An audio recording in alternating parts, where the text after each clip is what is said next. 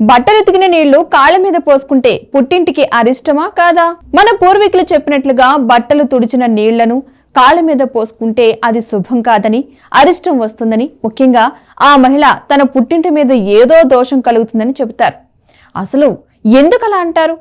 ప్రాచీన భారతీయ ఆచారాల వెనుక ఏదో ఒక సైన్స్ ఉండే అవకాశం ఉంది.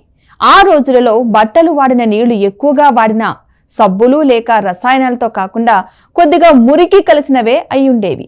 అలాంటి నీళ్లు శరీరానికి హానికరమైన బ్యాక్టీరియా కలిగించే ప్రమాదం ఉండేది.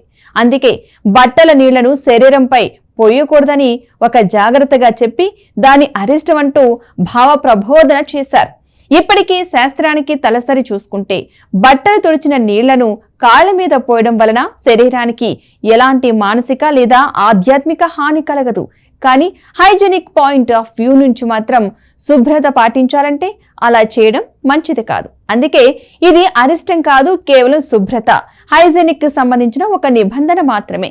మనం అపోహల కన్నా ఆచారాల వెనుక ఉన్న నిజమైన ఉద్దేశాన్ని అర్థం చేసుకోవాలి. మీకు ఈ వీడియో కనుక నచ్చినట్లయితే లైక్ చేయండి, షేర్ చేయండి.